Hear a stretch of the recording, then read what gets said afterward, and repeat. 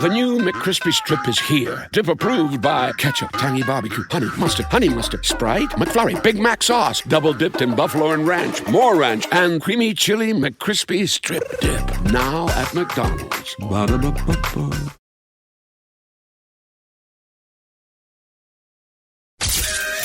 Your weekend is not complete without the First Lady of New York Radio.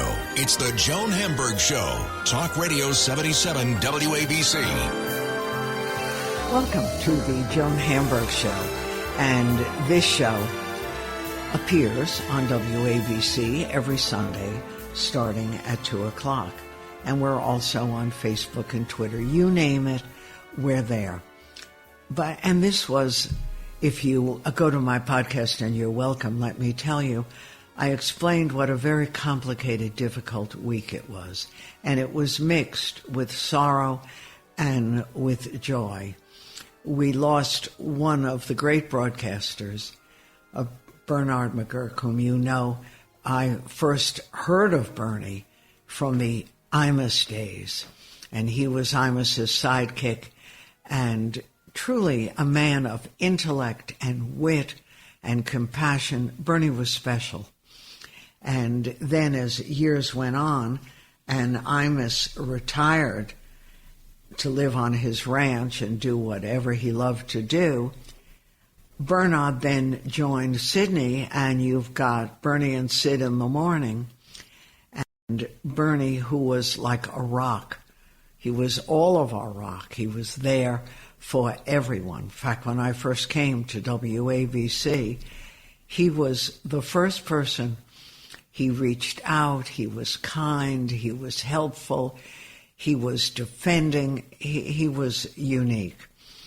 And Bernie was like indestructible, but the indestructible got sick, and to all of our sorrow and horror, it took him from everyone. And it was a tragedy on so many levels. He's got a wonderful family, like, so many people. He was beloved as a broadcaster. His audience adored him. In fact, you wouldn't believe that at his funeral in a Catholic church in Long Beach, Long Island, the naked cowboy showed up. It was like, what? Because it isn't that easy to get to Long Beach. And what relationship did the naked cowboy have? It turns out he was a huge fan, loved the show, and loved Bernie. And he wore, if you've ever seen this guy on Times Square, he just trots around in his little undies. But he wore a special robe and like a big, long bathrobe nightshirt in honor. And I couldn't believe how many people knew him, but they were like, what? But Bernie was a big part of his life by listening. And that's what happens in the world of radio.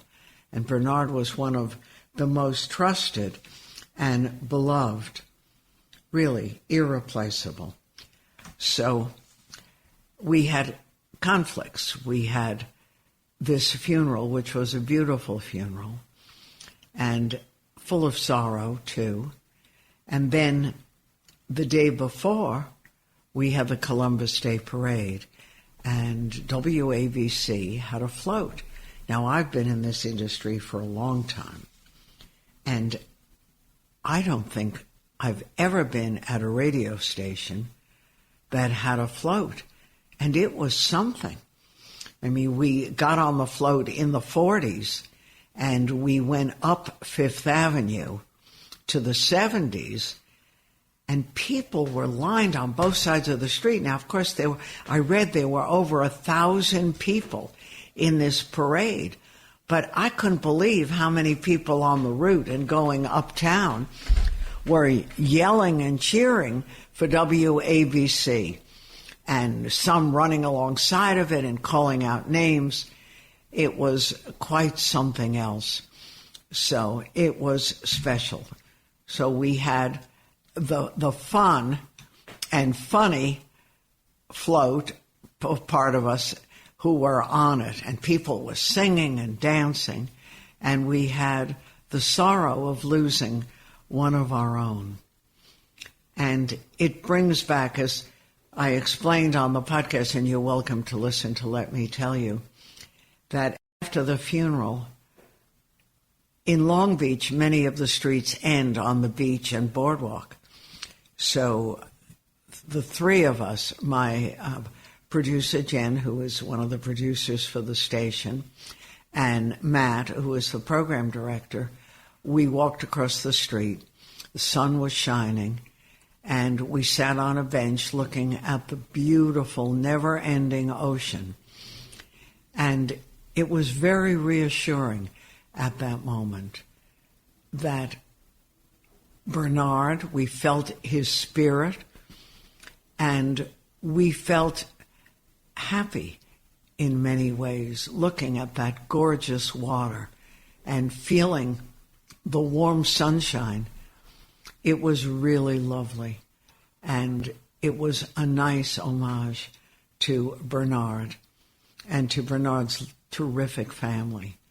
So it was a mixed week for many of us, and I know for many of you. But WABC is a very special place. It's family, and never was that felt more strongly than the loss of one of our really solid and important family members. And also a reminder that life is fragile, and we have to try to take every day and live every day and make the most of it. And also, acts of kindness. You can never do anything more important than acts of kindness to your family, to your friends, to the people you work with, to people who need it the most. And when you do that, think of Bernard and people like him who really made a difference in our worlds. I'm Joan Hamburg. We have a great show for you, so stay tuned.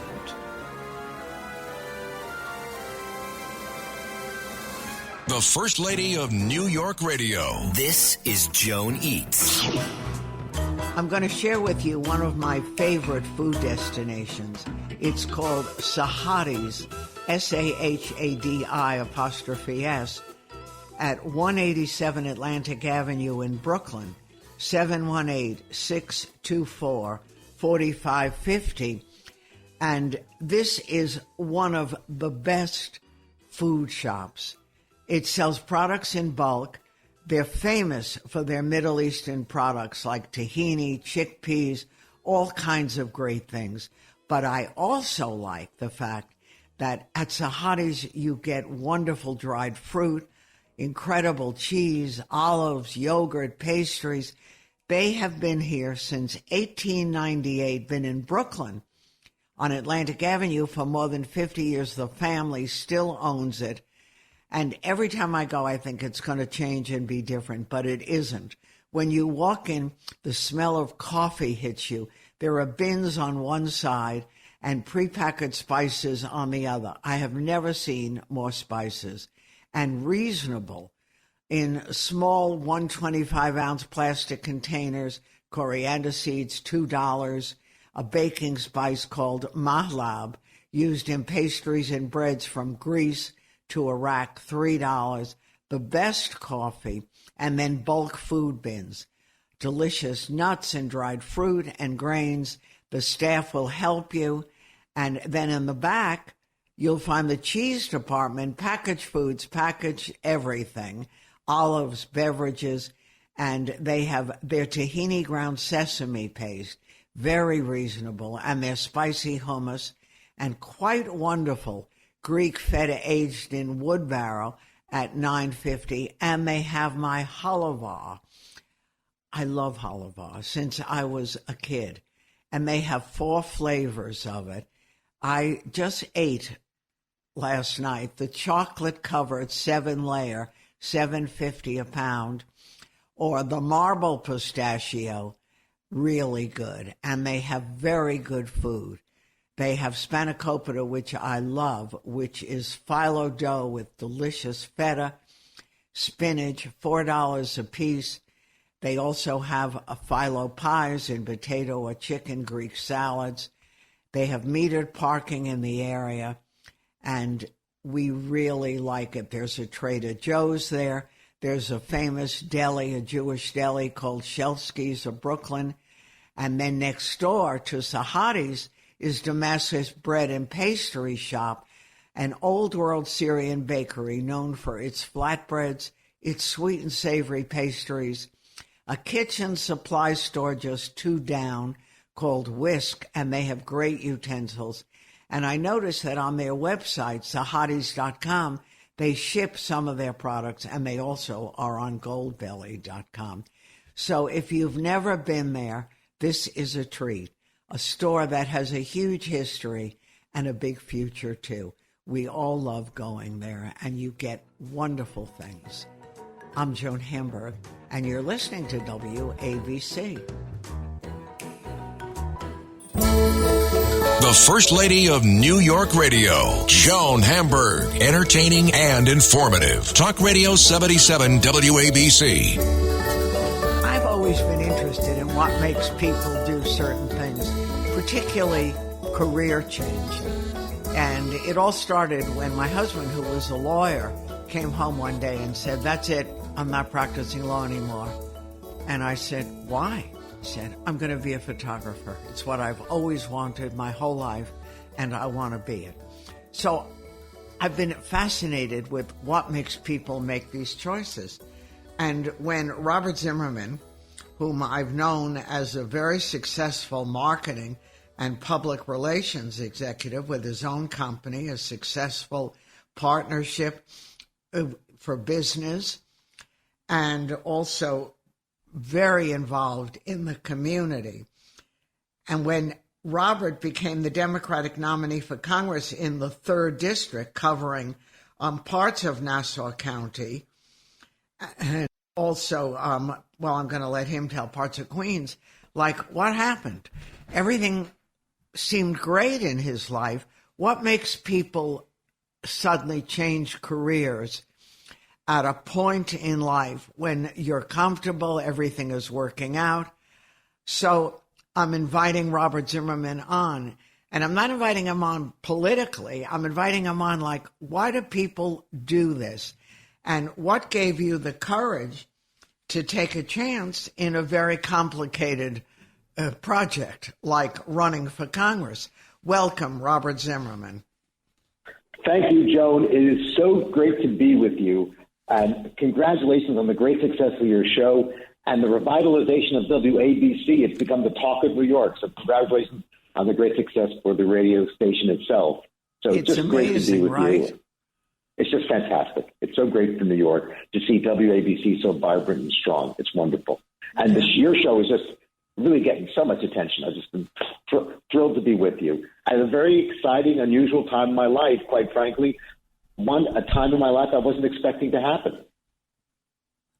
So what made it happen? I know you are running or ran a very successful business. You knew everyone knew you.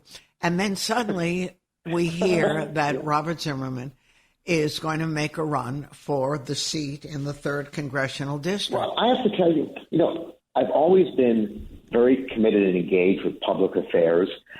When I was just in high school, I was an intern in my congressman's office. Later became a senior member of his staff. He represented Long Island, and very much loved that experience. And from there, I came home, built my business now in its 33rd year. But I've been a commentator on the different networks as well, discussing the different issues. And never thought I'd have the chance to be in public life, to hopefully have the privilege of serving in Congress. And quite frankly, when the seat opened up, I started getting phone calls from a number of my friends in public life, like New York State Controller Tom DiNapoli, or former Congressman Gary Ackerman, your old friend, of course, and other folks who said, you've been out there on so many community issues and public affairs issues. It's time you took a stand for yourself and you stepped up and took, as the expression goes, got in the room where it happens and took your shot. And honestly, I just closed my eyes, made my decision, and stepped up to run, and I'm grateful that I did. And the reason, Joan, very simply is this. We are so divided as a country right now. And the issues I care about so deeply are on the line. Everything from our democracy to our personal freedoms to, in fact, rebuilding our economy after COVID.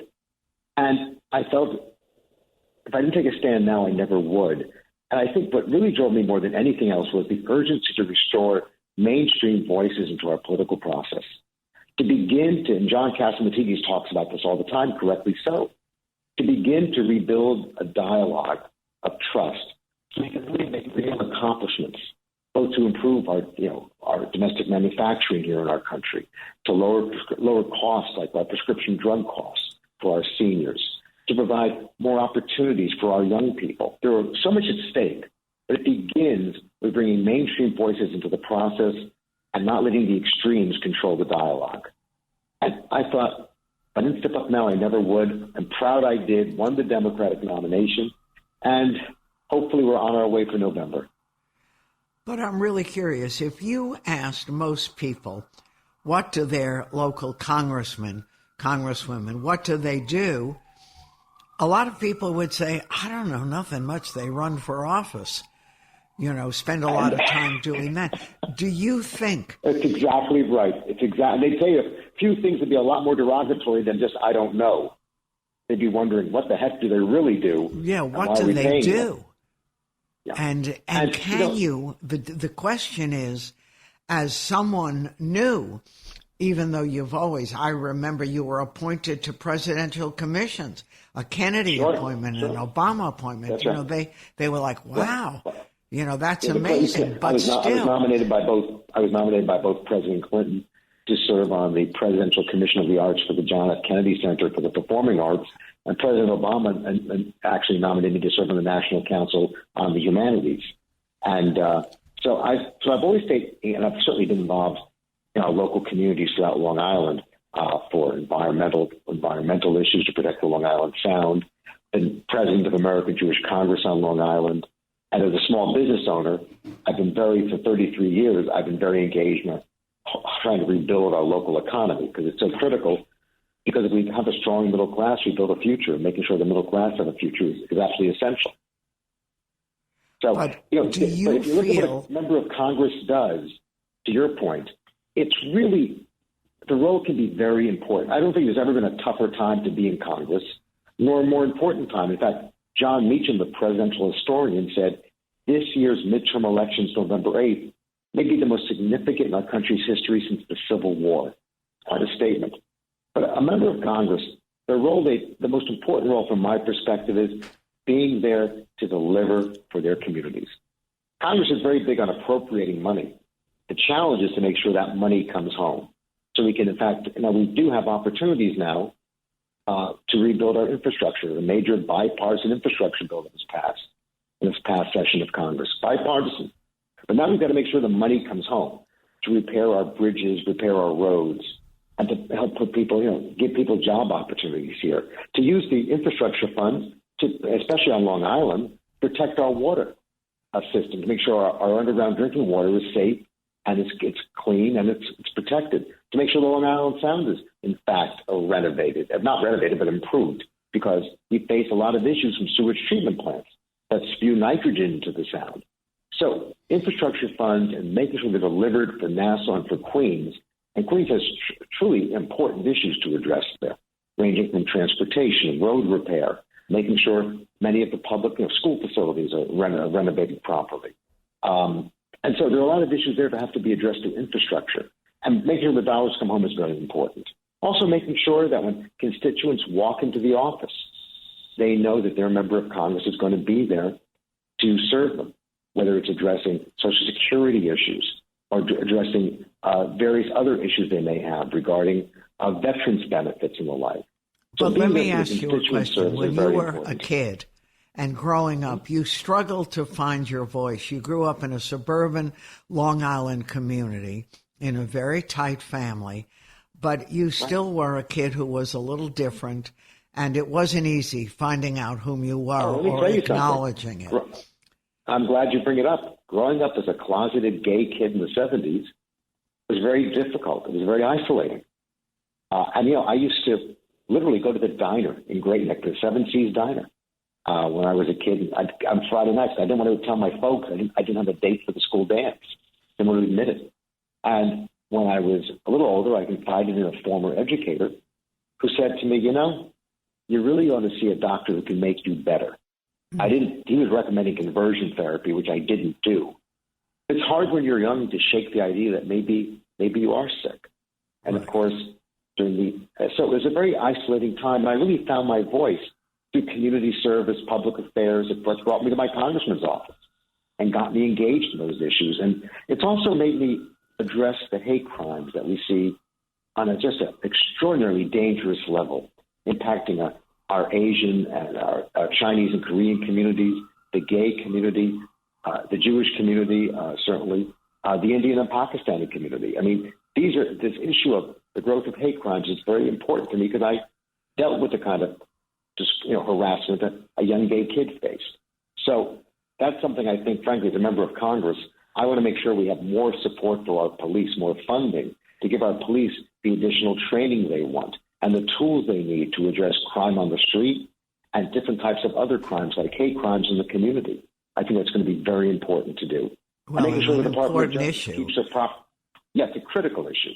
And so I want to make sure that we are funding our police and really reinvesting in them because of the important role they play in terms of our public safety. And it all begins, Joan, by having mainstream voices in the system that can work in a bipartisan way.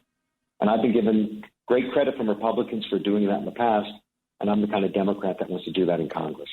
So Zimmerman, or I'm talking to Robert Zimmerman, who was Tell running. the truth, Joe. You always call me Zim. You slipped. You always call me Zim, which is perfectly fine. Well, Robert Zimmerman. But here's another maybe naive question, but if you get elected for this seat in the 3rd Congressional District in Nassau, parts of Nassau and Queens, can a newcomer make a difference? We talked about you struggling to find your voice, which you did. But can that voice be heard if you get elected as someone new? It's a really important point you bring up. I think one of my strengths is because I have been so active on the national scene and locally in Queens and Long Island. I know the committee chairs. I know the congressional leadership. And there are many places you can work in a bipartisan way. For example, we have the Northport VA facility and veterans facilities in New York City that are underserved, that need infrastructure funds so they can be improved and upgraded. And that's going to be critical to do. Veterans issues, it's always been a bipartisan issue to me. In fact, when there was an effort to close down much of the Northport VA, I went and met with the chair of the Veterans Affairs Committee and spoke to him about the urgency of it. And so through Chuck Schumer's leadership as our senator and people like myself who spoke out, we were able to get the Veterans Administration to reverse itself. So that's an example of where being engaged in the process can be helpful to work in a bipartisan way. The Long Island Sound, absolutely critical to our economic, recreational needs, our regional needs in Long Island and for the city for that matter. It's always been a bipartisan mission to make sure we upgrade our facilities to improve the Long Island Sound, upgrade our programs to clean the Long Island Sound, the water in the Sound, and make sure it's protected from flooding, nitrogen, and contamination. And that's always been a bipartisan mission for members of Congress, and I want to continue that. But in order to do that, you've got to have a commitment to work in a bipartisan way and be a mainstream voice to get it done. And that's where you can have a real difference in people's no, some issues won't be achieved that way. But I think you can achieve bipartisanship and we've seen it done already, but we can do a better job of bipartisanship in terms of bringing down the costs of so many issues confronting our seniors and our young families. We've got to work on doing that. For example, the state and local tax deduction that was taken away from us several years ago. That should be a bipartisan mission to restore the state and local tax deduction to every homeowner. It was outrageous. It should never have been removed. It was really unfair. And taking it away is like a double taxation for homeowners. So that's something I want to work with Republicans on getting done. And do you find, as you're knocking on doors and running for a hard seat, do you find that people really care? Have they been turned off by what's been going on in this country? They care deeply. I think they're frustrated that no one's listening to them. but they care deeply. They care deeply about standing up for addressing the issue of crime. They care deeply about protecting our democracy. People care deeply about making sure their children can go safely to school without facing gun violence. They can stay on the subway platform safely. They care deeply about protecting our democracy. So I find the public awareness, the public concern is very, very high. I just think the frustration they don't feel they're being listened to is also very high. And so that's something I'm trying to address. But these issues I find people care deeply and frankly are feeling a bit discouraged. It's a difficult time pulling out of COVID, the COVID period we're in, and restarting our economy, restarting our country. You know, John, in every school district I go to, I hear the same thing from the school administrators and the school nurses. The concern for mental health for young people. Yeah, it's tough now. Post-COVID, it's very tough now for children, for young adults. And so we've got to really double down on our efforts to provide mental health services, especially for our young people as they resume their lives in a new sense of normalcy, as it's called. But those are issues we'll be highlighting very strongly. So what happens, I'm talking to Robert Zimmerman, who's running for the Democratic seat in Nassau County and parts of Nassau and Queens, 3rd District. What happens if you win? Do they send you off to, I'm going to be a congressman school? Well, two things that happen. I've not thought about a moment after November 8th, it's election day. I don't want to jinx it, you know. Right. I've got butterflies in my stomach about it. But two things are going to happen on my end. If I'm given the privilege of serving, I'm going to take my assets and put them in a blind trust. You have to do that, right? That's important to do. I don't have to do that, no. Members of Congress are not required to do that. But I'm going to do that. I think it's the right thing to do. Okay. And I'm going to vote for legislation to require that all members of Congress do that. Secondly, even though I'm not required to do it, I'm going to sell the 50% of my business back to my partners. So there's no conflict there of any sort. Not that there would be, but just to make sure there's no perception of a conflict. In fact, you know, John, my business partner is a little bit too happy about that. They're a little too excited about my they haven't packed me up yet. They're waiting for the election, but they're a little bit too enthused about the fact I might be moving on. So they tease me about that a lot. But in any event, though, that's what I would do. And then literally the week after you're elected, freshman orientation begins. So it is like a congressman's school. Congress for new members of Congress, freshman or new Congress orientation, it's called. And you've got to build your congressional office over November and December. And you have to run in January and take the oath of office. There's only one promise I've made in this campaign, Joan Hamburg. I'm going to have you in the House dining room, okay? I can't wait. We can broadcast your show from the House dining room in Washington. I'm looking forward to it, but I'm not shopping for a new dress yet. Exactly. Trust me. I don't want to jinx anything. Don't jinx anything past Election Day. No. But it's an exciting time, and it was a brave decision, too, because you have a major business, and it's not easy to say, I loved you, but I'm leaving you now. No, it was a major decision. It's the bravest decision of my life. It's one I'm very proud of. And I think people respect the fact that I'm not coming into Congress, or hopefully coming into Congress as a career politician, or someone who's been running for office, forever. I'm coming into Congress with the background in business and a focus on ways we can strengthen the middle class, protect small business. And right. I'm coming in with a commitment to public service. It's been a dream of mine my whole life, one I never thought I had the chance to fulfill. And honored to have the chance to try, and grateful for the response I've been getting so far. All right. Well, we're very excited for you. And I've been really interested in what makes people sort of turn on a dime at a certain point in life when they don't have to. And it's Joan, a very strong decision. And for your listeners, the 3rd Congressional District is northeastern Queens, which is Whitestone, Beechhurst, Douglaston, Little Neck. Right. It goes North Shore Towers, Queens Village, and Belrose. North Hempstead, the North Shore of Nassau County, including North Hempstead, Glen Cove, and Oyster Bay, going as far south as North Massapequa. That's great. And you live in your district. Absolutely. I've lived here since I was 9 years of age, went to our public schools, worked for members of Congress from our district, and built my business in this district. So it's very personal to me and very meaningful for that reason. Okay, well, when you get elected, I'm going to drive out and go to the good chicken store in your district. Okay, good deal. That'll be good for the swearing-in ceremony. Looking forward to it. All right, all the best to you. Congratulations on a brave decision. And we'll talk to you after Election Day, Robert Zimmerman. Yeah. Thank you. I'm Joan Hamburg, and you're listening to WABC. There's more to come.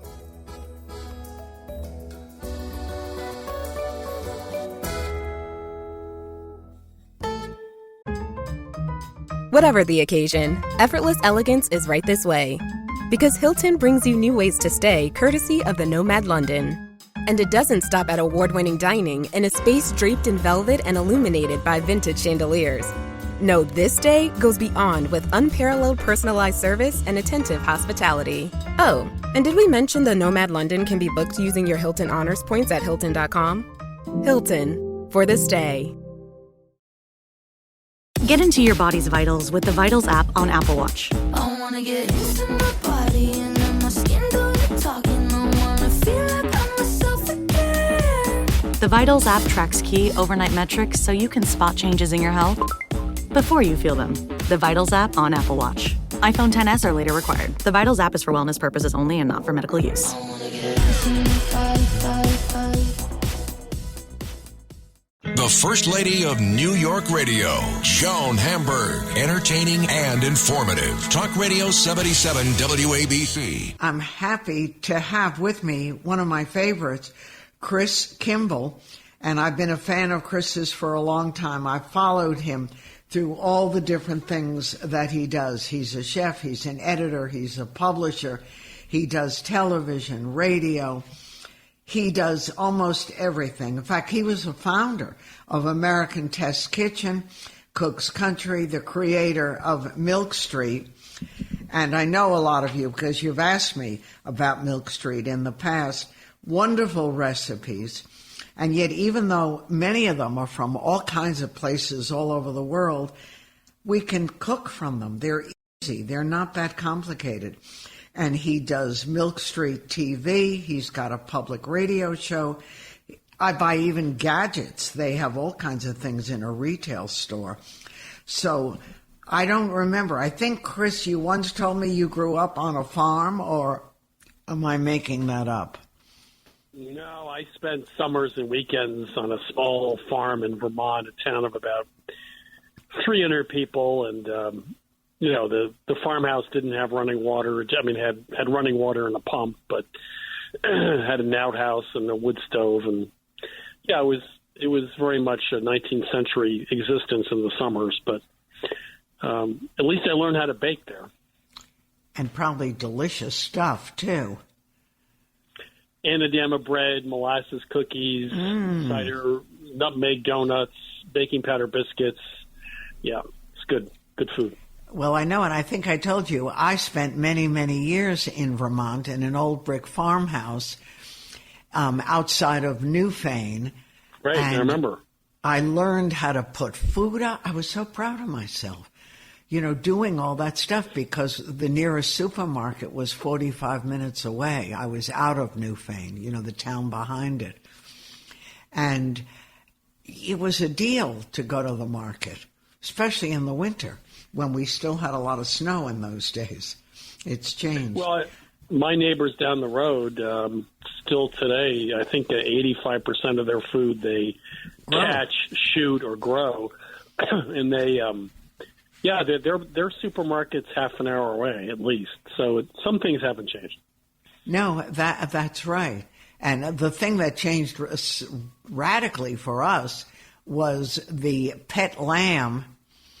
The neighbors planned you could keep the lamb for the summer and then that guy's lamb chops for the winter. And that was it for the kids. That was the last time meat was consumed, and they were little. No, so, my kids, we grew up raising pigs and beef. And pigs are so cute, little. Yeah, well, when we had to slaughter them in September, they actually, I told them to go in the house. They came out and watched, and I think it's good for kids to understand where their food comes from, and they all still eat meat today, but some of them went through a vegetarian phase, but that's for sure. Yeah, I think everyone's kids do that at some point or another. Yes. And one of mine is still, forget it. She has a big picture of her favorite lamb on the wall. She's not eating that stuff, but my other one does. And I love your new book. Chris Kimball has come out with Milk Street, Cook What You Have, Make a Meal Out of Almost Anything. And he means it, He made me open my cupboard. He didn't know he did that. But I found a lot of things that he talked about. I found grains and beans. I found cans of Italian tomatoes. And then I went to my freezer and I had a lot of chicken. And his recipes for Hungarian paprika or a chicken kind of stew, everything. And it was a sort of a new way to cook with a lot of familiar ingredients. So what made you do this, making a meal out of almost anything? Your listeners wanted this? Well, actually, a friend of mine, Alex, I knew, was in Paris. He's on our radio show occasionally, and I asked him, I said, well, what are some of the recipes you would make on a Tuesday night in Paris? What are the typical Parisian meals? And he said, we just cook what we have. He said, we don't really have recipes. We just go to the market or look in our cupboards or whatever, and then he cooks whatever's around. And I thought that was such an interesting answer, a smart answer. So we decided to open our own cabinets and look inside. But, I mean, if you think about it, almost all cuisines at their origins were very frugal, right? Because nobody had any money. So in Italy, if you had bread, you can do a bread and tomatoes, or you can do a bread, a tomato soup with bread as the basis, or you could turn stale bread into croutons and put that on top of something, or you could do bread pudding. So in Spain, they make a wonderful soup with garlic and bread. So these simple things, a can of beans, lemons, in Amalfi, they make a lemon pesto with almonds and lemons. And it takes about, 30 seconds in a food processor and you're done. So some of that best food is really, simple, and you don't have to go out and spend $50 on ingredients. It's all, pretty much right there. Right, thanks to you and knowing how to use it. And as you said, and I still remember going with my grandmother to the butcher with live chickens. That was a little complicated for a kid. But then she never wasted one part. Feet, everything went into soups and stews, and was an interesting way to live. Cooks of that generation used almost everything, and now you're bringing us back. Well, my mother, who grew up in Virginia, said that when she was a kid, they use every part of the pig but the squeal. That's what they did. And then another friend of mine who's a chef says, give me a 4 or 5 pound chicken, I can serve 12 people because I can make 6 different things out of it, right? So yeah, I mean, someone like Jacques Pepin, for example, he's not going to throw anything away. And that's why, in a French restaurant, they would have a back burner and everything, or in the day of Fanny Farmer, everything you used went back into that stockpile, right? The water you used to cook cabbage, all the trimmings, whatever, would be used to make stock. So, we don't have to go to that extent now. But, boy, there's so much, like a can of chickpeas. Chickpeas, there's a million recipes using chickpeas all over the Middle East. You can put them with yogurt. You can simmer them in a sort of butter sauce. You can do all sorts of things. You can make hummus out of it, et cetera. So the simplest thing in your cupboard can be used in 20 different ways. Yeah, and good. I mean, what you do with vegetables that I might have been tempted to throw out, and even eggs, a frittata becomes something special. And I'm a fried rice person, and a wonderful idea and recipes for doing fried rice.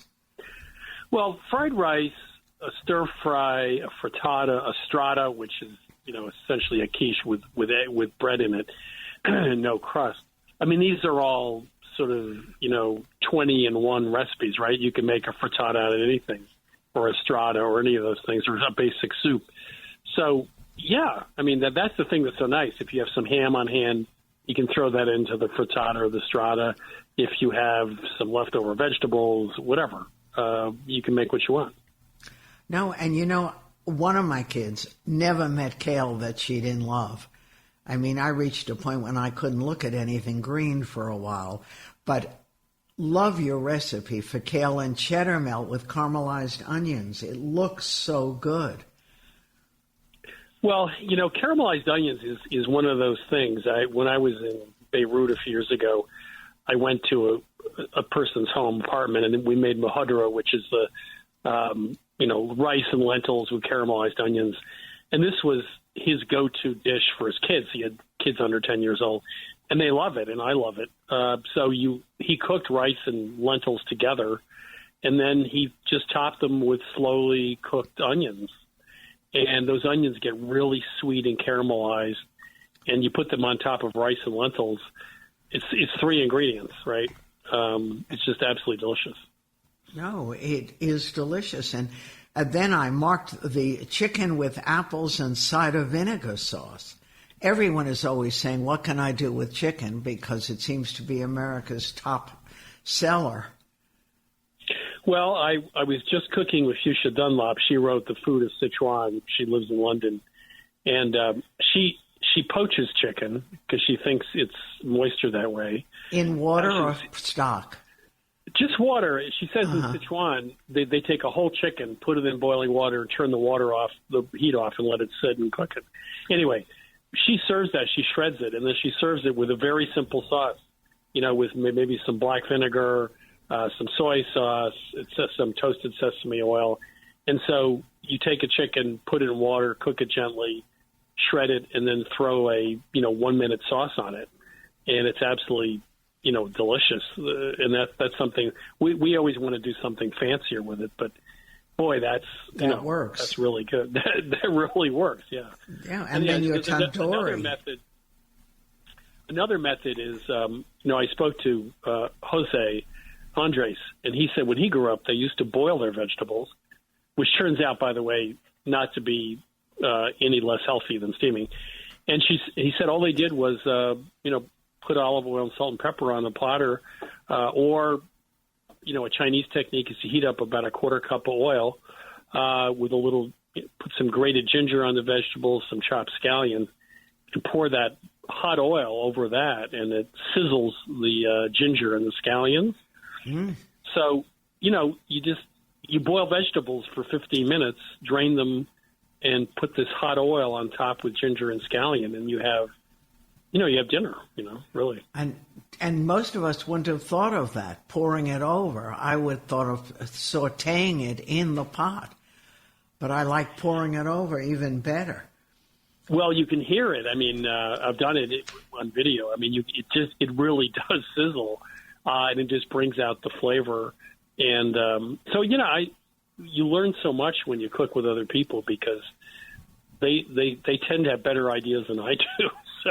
Well, I say you're pretty good at it. How is that beef and bean chili you have, that 8-ingredient one?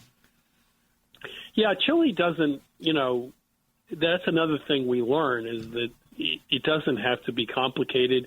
You don't need 20 ingredients. In fact, the best recipes tend to have fewer than 10 ingredients. They just have to be the right ingredients in the right proportion. But I love that. I just think the other thing the book uses a lot is using bold flavors like from the pantry. If you have a decent pantry, right, you have some big flavors like fermented sauces like soy sauce or oyster sauce or whatever, sesame oil. Maybe you have some pomegranate molasses. You have a few of those items. And then you can really go to town because you can take something simple like chicken but make a sauce in literally 40 seconds that's going to have a ton of flavor that goes nicely with it. So, tahini is a good thing to keep around, for example, et cetera. So that makes cooking so much easier if you just buy a few things for the pantry that you keep on hand. Right, and you use fish oil a lot. Now, when I was growing up, we never heard of fish oil. It probably was here, but no one ever cooked with it that I knew then. Well, even 5 years ago, if you said fish sauce, most people would turn their nose up. Yeah. And that is because I think what you buy in the supermarket was pretty bad. But a really good fish sauce, which is, anchovies and salt, et cetera, have been sitting for quite a long time.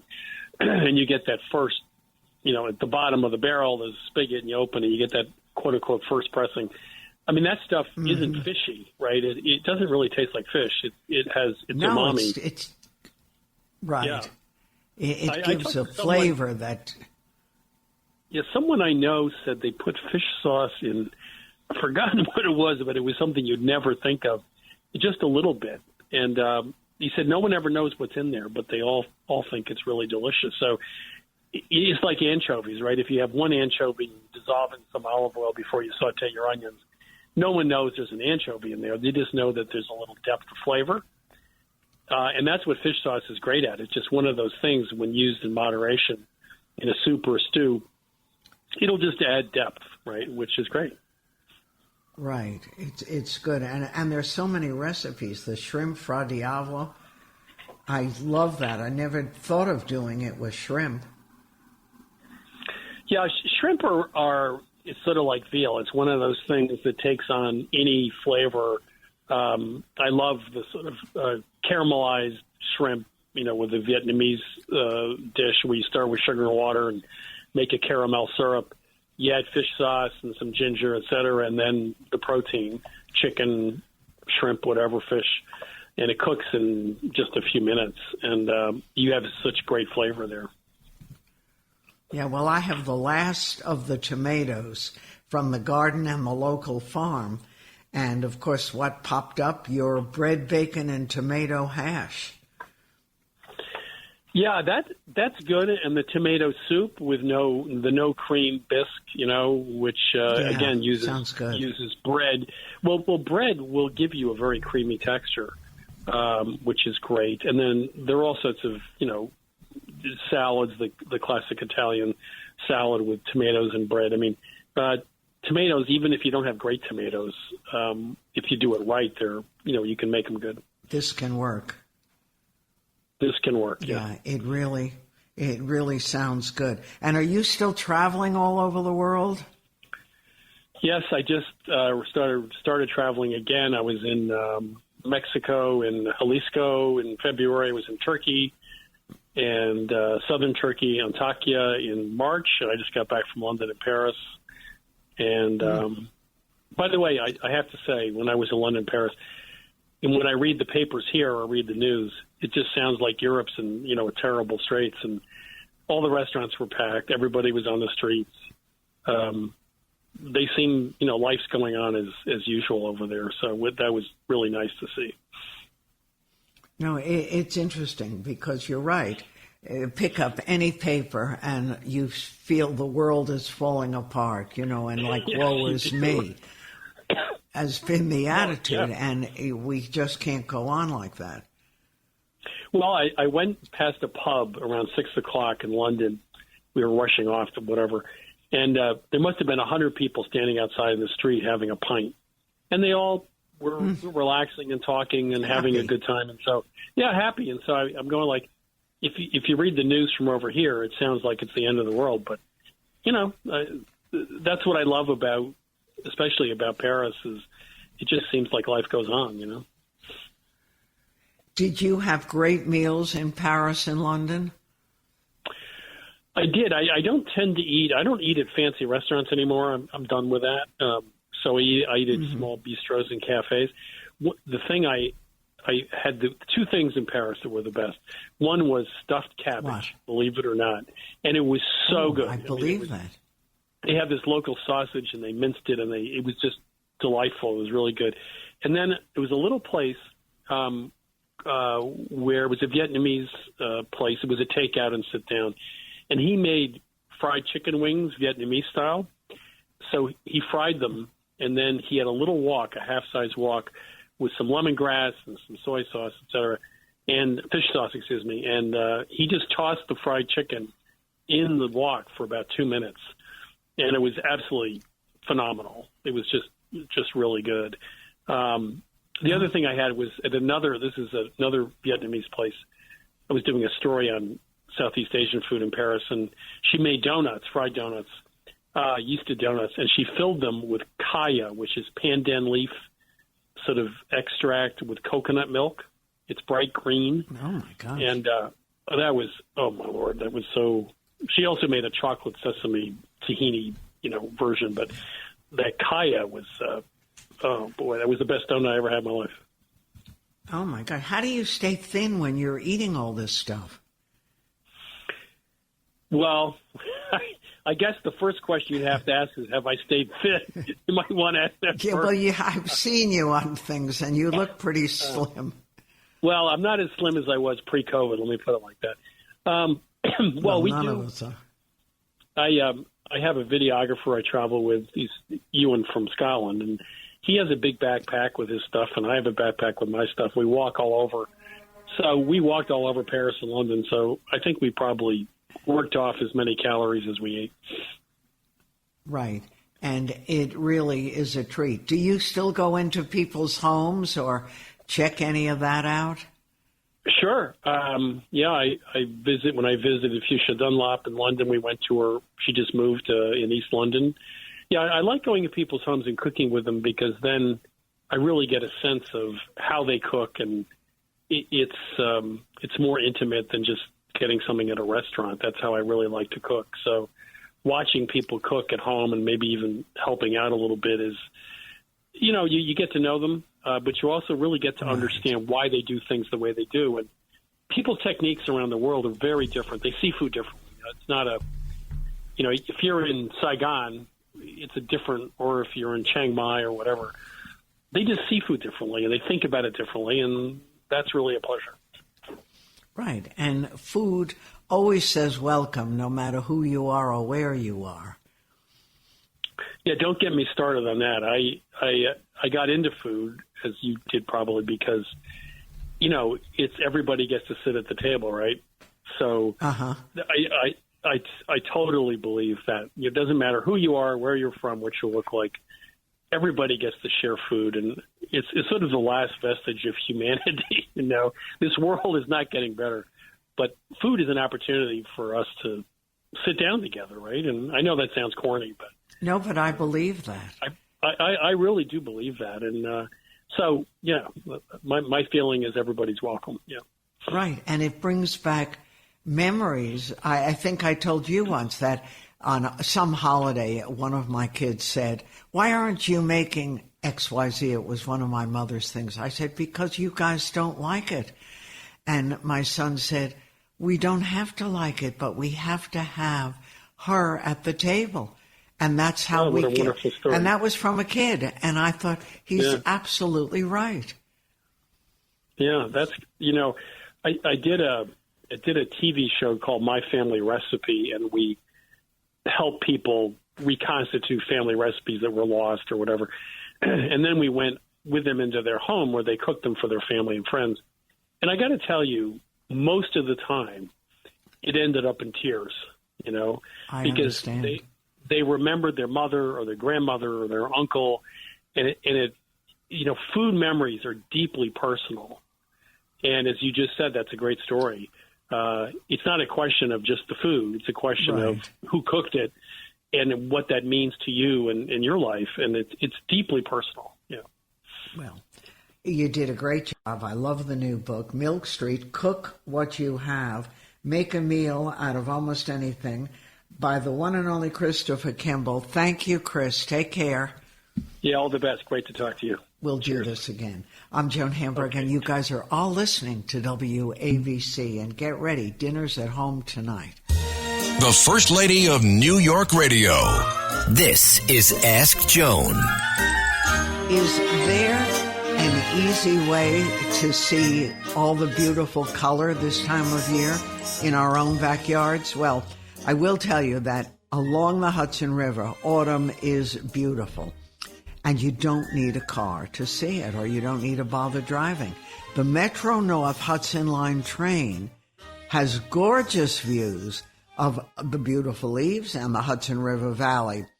And Metro North is even running extra trains on the Hudson Line select weekends through November 20th if weather is good. These trains will provide more options for customers who want to view the scenic Hudson River Valley and visit lovely old towns like Peekskill, Cold Spring, and Beacon. The service adds 5 extra leaf peeper trains, that's what they call them, on Saturdays and 4 extra trains on Sunday. It's a terrific thing to do. And you, if you're a New York City Metro rider, you go to the Hudson Valley. The colors are gorgeous, and the Metro North Hudson Line makes it easy to go from New York City to the Scenic Valley in just a couple of hours. It takes a little over an hour to get from Grand Central to Peekskill, $26.50 adult round trip, $13.50 for seniors over the weekend, and it offers everything. I couldn't believe it was so easy to do this. Remote hiking trails, lovely little towns. With the leaf peeper trains, you can bike, hike in Bear Mountain State Park using their weekend stops at Manitou Station. That's within hiking distance of Bear Mountain State Park, or get off at Peekskill, about 6 miles from Bear Mountain, and Uber to Bear Mountain and see the town too. Or get off in Poughkeepsie and visit the walkway over the Hudson State Park. It's free to get on.